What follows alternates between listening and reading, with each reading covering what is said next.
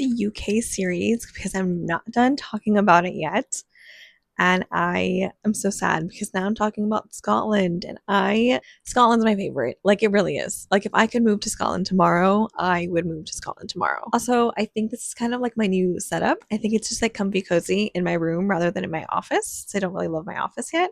Let me know if you guys like it here better or if like you don't care about the chaos in my office. But I kind of like this setup. Also, I'm kind of upset because I bought these sheets from Bed Threads like a month ago, and my pillowcase already broke. So if any of you watching this have bought from Bed Threads, let me know what you did because I might have to contact them to get new sheets. These are pretty expensive for them to already rip, or maybe I'll just fix it myself. I don't know.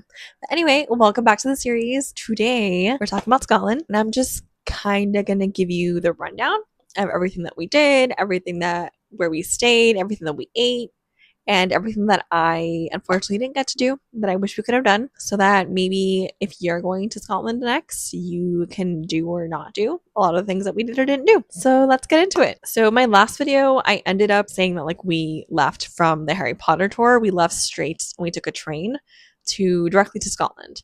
Now, I'm just going to start off with the one thing that I wish we did get to do that we didn't do was the Caledonian train. I didn't realize that they don't run on the weekends. So when I went to go book our trip, since we had already planned to stay there until Saturday, we couldn't book the Caledonian train, which is essentially just the sleeper train. And it's just one of those trains where you get to see like the landscape and the views of Scotland as you're riding into it. So that's definitely something that we're planning to do next time we're there. But also, we left so late in the night that even if we took the sleeper train, we wouldn't have been able to see outside. So the goal is to leave earlier in the day next time and take that train during the week because I don't think it's too expensive. I'm sure it's a little bit pricey, but it's not like astronomically expensive. Plus, just the struggle of getting on and off trains, making sure you don't miss your train, trying to juggle how train stations work in England and Scotland. It's a lot for someone who has never done it. We each had 2 luggages and a backpack. So that added on to the stress of making sure we get there on time, which we did. We didn't miss any of our trains, but it was a lot. Don't recommend it if you want a more like carefree trip. But yeah, let's just skip past that part. The train was okay. My husband did get a little bit nauseous because it was moving a lot. It's a smaller train. And it's obviously on train tracks. So I guess there was just way too much movement and he just got really dizzy. They don't really have food on this train. They had snacks and like pre-made sandwiches. I think I ended up getting something and I didn't like it, but I was so hungry but it wasn't great. You can book your seats, but make sure if you're going to book a smaller train, make sure you're booking a train that you have your table, because there was even an old man. He bought the whole thing for himself because he was working on like the few hours that he was on the train. So I would recommend doing that if you are looking for the cheaper option to get from England to Scotland. But overall, it took about 4 or 5 hours. There was a delay in our train, which we ended up getting about like $15 back from it. But yeah, I mean, it was good. It wasn't too bad. But basically, we got there at like 11 or 12 at night. So we went straight to our hotel, which was the Virgin Hotels, which we flew Virgin from the US to England, and that was the best experience. I love Virgin so much, even more so because we stayed in their hotel in Edinburgh. We stayed at the one on Victoria Street, and they were a delight. From the moment that we walked into the hotel, we were tired.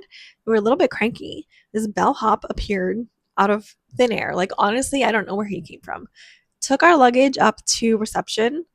The hotel, like just walking through the hotel was an experience in itself, and it was small. It's not like a huge resort. But they were so pleasant the entire time that we were there. They were joking with us. I was trying to hint that it's our 1 year anniversary and it's also our honeymoon and it's my husband's birthday. We didn't get anything from it. Maybe I'm just not good at that. But they were really nice. Happy birthday, happy anniversary, whatever. The bellhop then let us go into the elevator. He was like, I'm going to take the next one.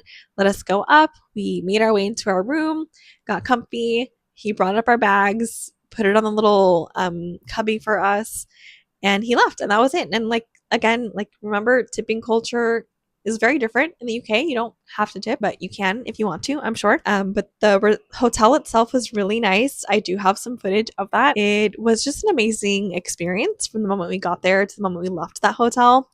It was just so clean. The shower and the toilet were separate, which is fine because the shower was an indoor shower. That was the best shower that we've had since being in England and Scotland because it was closed. I didn't have to worry about any splash zones. There was no water getting everywhere. It was a rain shower and it had the other extension to it. And they had like obviously like shampoo and conditioner and stuff. So I used up a lot of their stuff because I was running out of my stuff. I had my own little vanity. We had our sink. The lighting in there was amazing. There was mirrors everywhere. The moment that we opened, there was no balcony, so there's no door to open. You kind of just open it to get air. And it was cold, so it was nice to have it open. But the moment you open your blinds, you can see Edinburgh Castle and all of the buildings. Oh my god! And I cried my first day there. And if you think that's me being dramatic, no. Okay, I've been dreaming of going to Scotland for like the past 6 years of my life. So this was literally a dream come true. And the fact that it was on our honeymoon and our 1 year anniversary was amazing. I'm so happy. I love my husband for taking me. He had a great time too. He loved it. But the first day was just walking down Victoria Street. I didn't even realize we were on Victoria Street. That's how little homework I did on where we stayed, but it worked out in our favor. It was such an amazing experience from start to finish. Victoria Street was amazing. It was so colorful, freezing cold again. So make sure you pack the correct things. But our first stop was to hot chocolate. We got Canoops. Canoops is the best hot chocolate, in my opinion, that I've ever had in my entire life. I can't wait to go back there and have it again. They have so many different options of chocolate, the intensity of the chocolate, where it comes from. You have so many options. So try to do your research a little bit before you go, just because it is a little bit overwhelming. It's not a super busy store, but it is really good. But they just have so many options. So I would recommend just doing a little bit of homework before you get there, just so you're not frazzled when they're asking you for your order. That was really good. We walked down Victoria Street a little bit more, walked down to where Edinburgh Castle is because it wasn't too far away. But just walking down the streets was an amazing experience because it really is just how you see in the videos. The architecture is the most amazing thing I've ever seen in my life. There are really locals playing their bagpipes in the street. It felt magical. It felt like a movie to me. I was in heaven. I have a video of me crying because I was just so happy to be there. There's just something about walking down the streets of Edinburgh like early in the morning with your husband that just hit different than doing an early morning walk here in America. But our first day there, the one thing that we did was whiskey tasting. I did it for the first day, and thank God I did because our hotel was so close to everything, and it was close to the Johnny Walker experience that we did. I would book that in advance because they do book up. It's not an expensive experience to do. I think it was like 30 like US dollars per person. You get 3 drinks and it's literally a whole experience. Like from start to finish, it's immersive. So like you go and there's an iPad right in front of you and you do like a little test kind of. So it just kind of tells you like flavors and you say if you like it, don't like it, really like it, love it, you get the point. And that essentially helps you throughout your experience because then you're giving a wristband and the wristband is like what your taste buds are. So like you like something really sweet, you like more bitter, you like more fruity. So when you go to actually do the experience, first of all, they're explaining everything to you about Johnny Walker, the history of it, the history of whiskey, where it came from, how it's made, and they kind of blend that into the whole experience. And our tour guide was amazing. I wish I kept her card. I think I threw it away, or maybe I have it somewhere, but she was so sweet and she was so fun. But the first whiskey tasting that you do after your little show is you sit down, you grab your drink, or you grab a cup, and the cup has a color on it, and you place it onto a dispenser. And I guess it gets the color of your cup, and it dispenses the whiskey to your taste buds, I guess. And then when you take it back, sit there, it'll pour out, you take it back to your table, and then there are specific ingredients that you can put in your whiskey depending on the flavor that you like. Now, I don't really like whiskey. I think it's too strong. My husband loves whiskey, so he had an amazing time. But you kind of do what you want. So the first drink is really based off of like what you want to drink. If you want to add other things to it, they're not going to stop you. Go ahead and do it. But it really helps with the flavor of the whiskey. So it was sweeter and I liked it a little bit, but I don't love it. It took me a really long time to drink that first drink. Like I was struggling. Oh, and then you go into your next experience and it's a whole other show, which again is just telling you about like the history of it, where whiskey comes from, how it's made. And that part was really cool also too, because they gave you like a way to like taste whiskey or like smell whiskey. It's like in a scent bubble and you pop it and then you smell it. I thought that was pretty cool. I had never seen, I think I saw that once on like an episode of Parks and Rec. And then they have it here, which I thought was so cool. And then you get another drink. It's like more towards the end of the experience already. You get one drink. Again, it's based off of your flavor profile. So it's a little bit sweeter for me. And it was really good, but it's really strong. And then I didn't even make it to my third drink. I was done after my second drink. I was feeling real good after that, if you know what I mean. My husband had all three, but he had like the full drink that they had. And he said that one was really, really good. You do get a discount on the whiskey after the tour, but it's only for that day. We ended up not buying it because we were like, we don't even have room for this whiskey. Like, how are we going to take it home? So we didn't buy anything there, but it was still a really fun experience. 10 out of 10, like if you like drinking and you want to experience whiskey. I would go to the Johnny Walker tour. They have a few in Scotland. We just went to the one on Victoria Street because or Princess Street, because it was just closer to where we were. The next day, we picked up a rental car and drove 3 hours to Inverness. When we got to Inverness, we found out that we didn't actually need to be in Inverness. That was just very poor planning on my part. I thought that's where we needed to be, and we didn't. I had kind of booked a few things based on like Outlander locations, like filming locations. I just heard Inverness. I was like, oh, we got to go to Inverness. And I thought everything else was around Inverness. Lollybrook was only 30 minutes away from Edinburgh. So we got to Inverness, dropped off our luggage. We stayed in a Marriott and it was okay. But Inverness was really cute. We had a nice view from our window and everything too.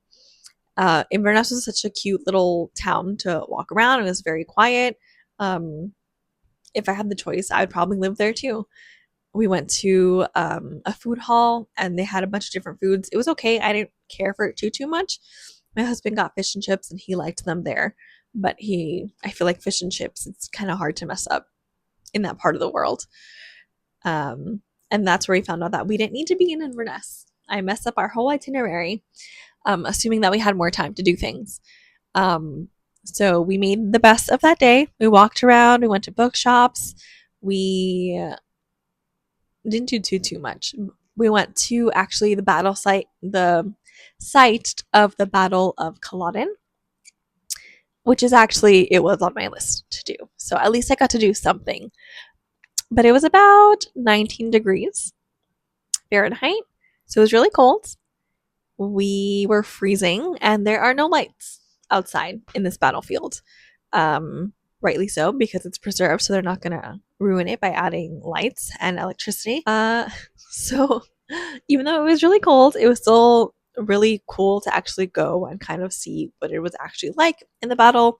You go and you walk the grounds and there's plaques with, where you are in the battle site, who was there, what time this took place. You're able to see the unmarked graves, which is really, really sad. You got to see where the Bonnie Prince Charlie was, his whole thought process.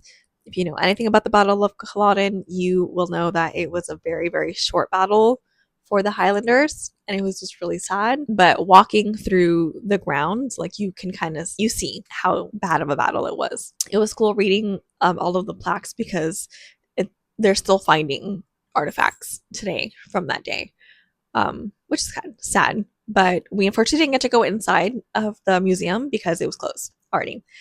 So like right before it closed or right before we went to go walking, I went inside real quick just to buy like a little souvenir. So I bought a little pin. And then we left to go walk around and we made it back like right on time because the sun had already set. But it's an open grounds. So, you can go, it's open 24/7. I don't know who wants to go there in the middle of the night, but you can. You just pay for parking. It's essentially your donation to the museum to keep it going, which is actually something that I really like about over there is a lot of the museums are just donation based. So unlike here, you have to pay and then you're also expected to give a donation. And then after that, we went back. We walked around a little bit more, went to go eat. We got some more hot chocolate from Starbucks though, because everything was kind of closed because I think everything there closes a little bit early. It's a really small town. There's not that much to do. And we got back to our hotel. There's not a lot of parking at the hotel, even though we paid for parking at the hotel, so we had to park across the street.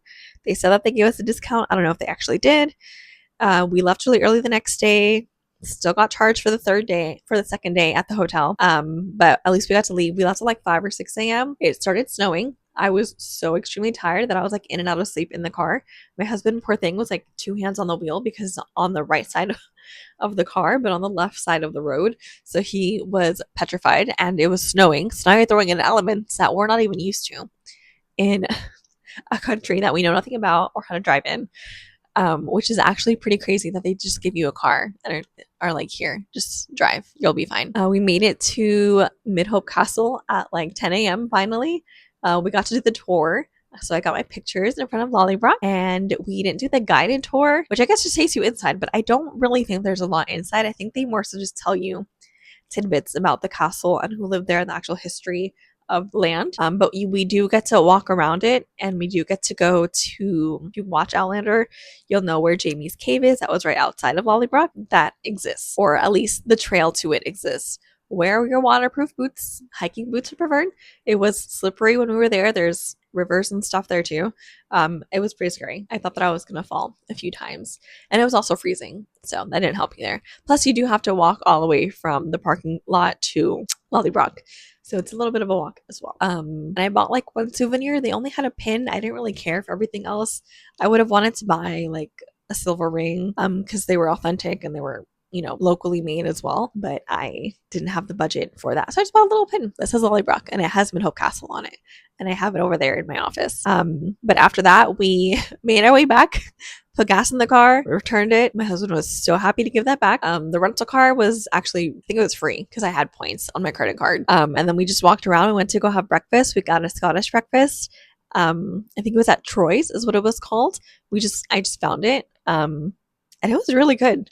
I will link them also below because I don't know.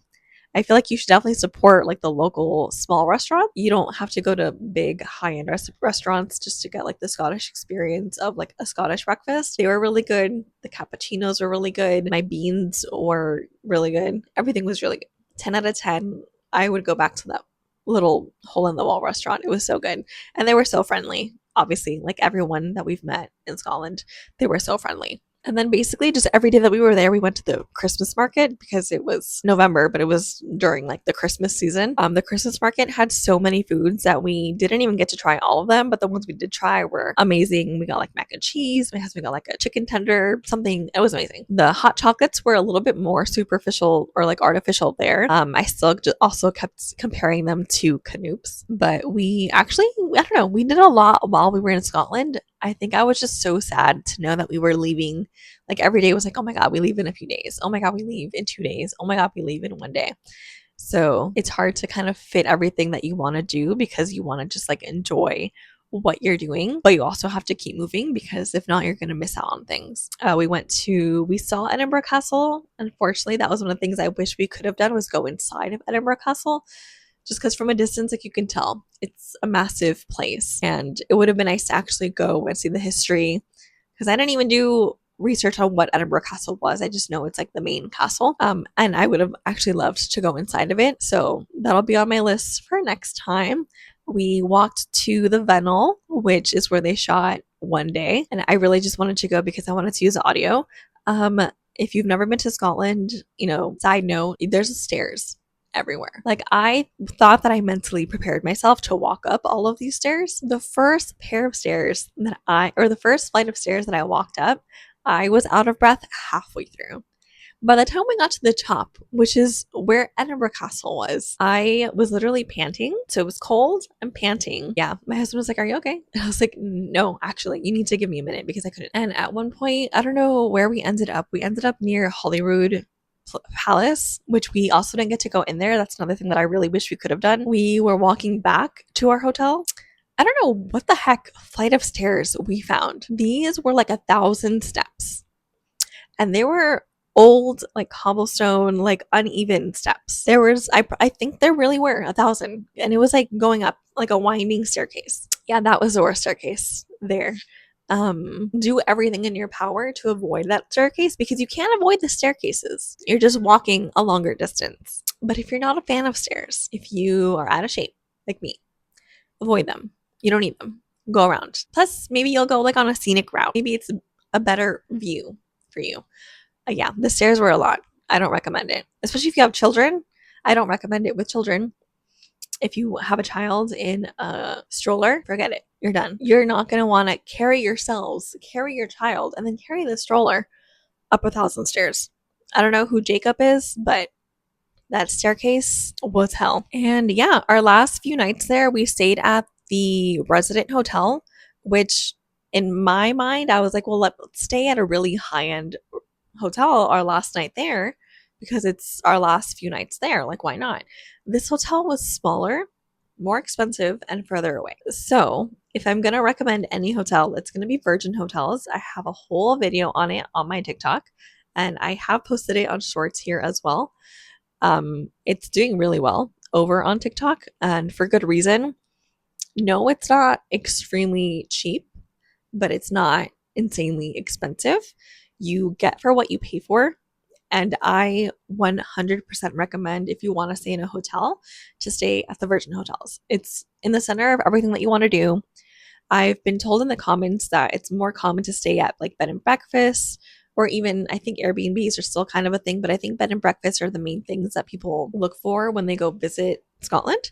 So yeah, by all means, go stay at a bed and breakfast. But if you want to stay in a hotel just because it's a little bit more convenient for you, Virgin Hotels, I have nothing but good things to say about them.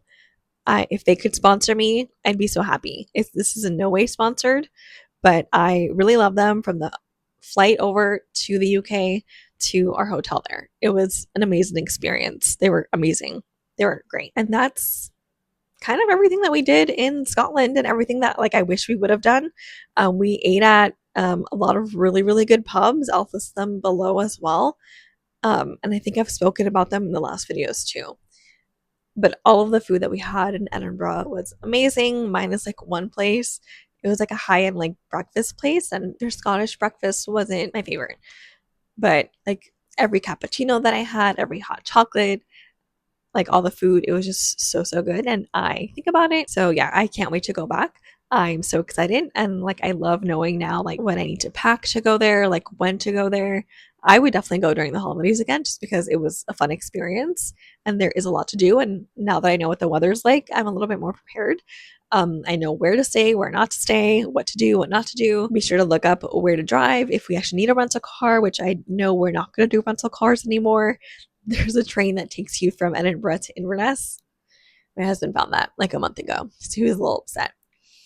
But yeah, there's transportation everywhere. Walking is probably going to be your best bet locally. And really anything that you eat is going to be amazing. So yeah, if you have any questions, let me know. I'd love to chat with you guys about if you have any questions about what I did, what I wish I would have done, any tips for like packing or what to do while we're there, kind of how to plan your trip and itinerary. Let me know. I'd love to help you out, and I hope you enjoyed this video, and I'll see you guys next time. Bye.